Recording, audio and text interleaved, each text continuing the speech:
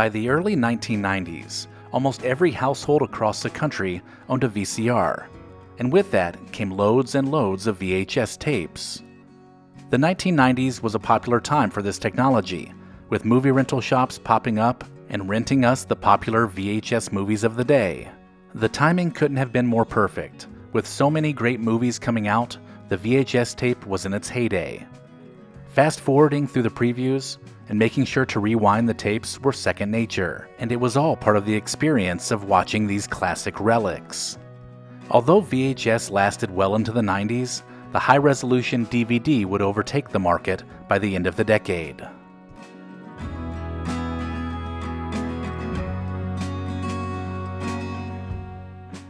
With the personal computer revolution taking place in the 1980s, the 1990s saw it expand to more homes. So having a way to store computer information in a portable format was essential. The floppy disk solved this problem, and every computer could be found with a large case of these 3.5-inch disks sitting beside it. Some of the floppy disks may have been software you purchased for your new computer, while others may have been used to save old word processor files.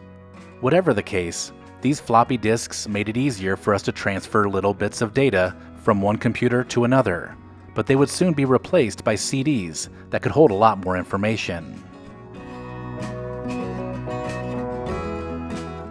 If there was a sound that takes you right back to the mid-1990s, it would be the telephone dial-up modem noise of connecting to the internet. AOL was the most popular way to connect to the web at the time, so this sound, along with the "You've Got Mail" notification, was what many of us heard when we logged onto the internet. This familiar sound also meant that the phone line was busy, so you'd have to let the entire house know you were online so they wouldn't pick up the phone.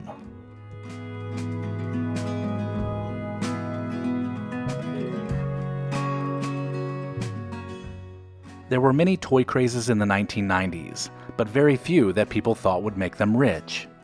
The Beanie Babies craze began with small children collecting the $5 toys, but quickly became an obsession for adults.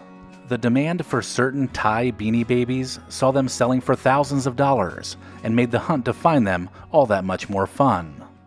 McDonald's even got in on the Beanie Baby game, issuing a line of Happy Meal toys called Teeny Beanies that sold for $2. Many people across the country invested a lot of money into their Beanie Baby collections, hoping it would pay off. But by the end of the decade, Beanie Babies were being sold 3 for $10 and were available in dollar stores nationwide. In the 90s, you may have carried around a little device called a pager clipped to your waistband. When it vibrated or beeped, it would show you little more than a phone number on its tiny screen. This is when you would promptly find a payphone to call the number back. By 1994, pagers or beepers were everywhere, with 61 million in use around the world, and even teenagers had them, so schools felt the need to ban them because they had a reputation for making you look like a drug dealer. As Nokia and Motorola cell phones became the preferred way to communicate in the late part of the decade, pagers pretty much became obsolete. As the end of the century approached, the fear of Y2K was on everyone's mind.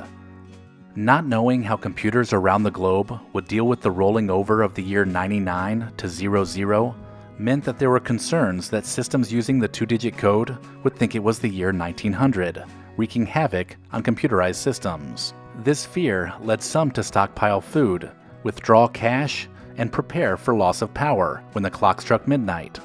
Luckily, programmers were able to fix the glitches ahead of time, and there were very few issues when the year changed. Prior to maps being loaded on every cell phone, and even before everyone had a Magellan or TomTom device telling them directions, we had to use paper maps to keep us from getting lost. These maps were usually stored in the glove box and were used for longer road trips that required extra planning.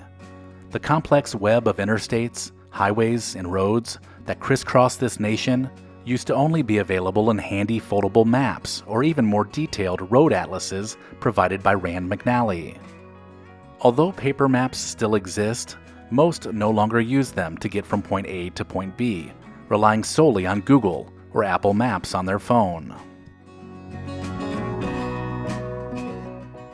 Zima hit store shelves in 1994, and the clear malt drink was in a category all their own. Riding the trend of other clear beverages like Crystal Pepsi, Zima and its parent company Coors invested $50 million marketing the drink during its first year. The advertisements paid off, with the product selling really well during the first couple of years of production. Unfortunately, it failed to attract the beer-drinking consumers, which were mostly men, and the drink completely fizzled out by the early 2000s. Instead of creating programming just for children, producers at ABC took a unique approach when it came to their TGIF lineup, making it programming for the whole family. The Friday lineup of shows was an event, which included some of the most popular sitcoms of the decade, like Full House, Family Matters, Sabrina the Teenage Witch, and Boy Meets World. This block of lighthearted shows was meant to bring families together, much like the Disney Sunday night movies did in previous decades. With the changing television landscape, TGIF ended in 2000, but the strong memories of those good times and their continued popularity see some of the TGIF shows getting a modern reboot in today's streaming world.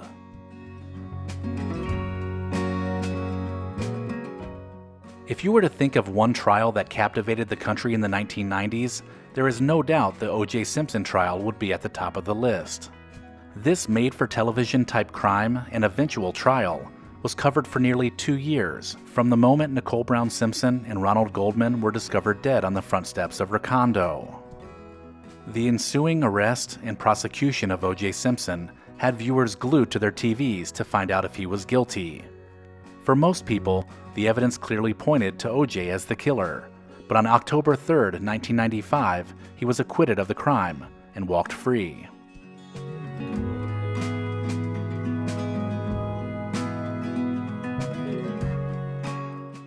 In mid-1996, a version of the song Macarena, which incorporated English lyrics, was remixed by a duo named the Bayside Boys.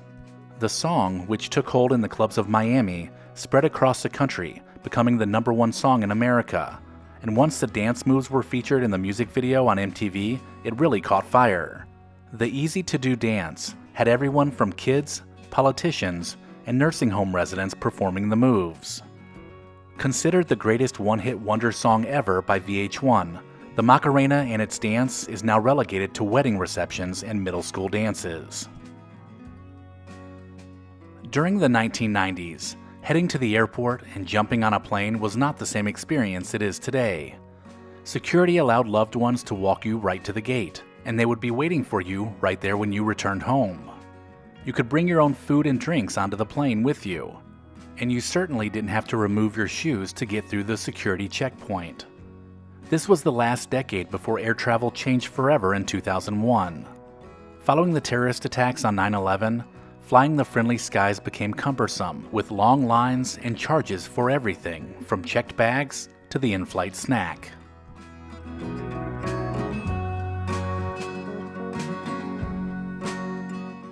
If you enjoyed this video, check out the description for links that help support the channel. And as always, thank you so much for watching.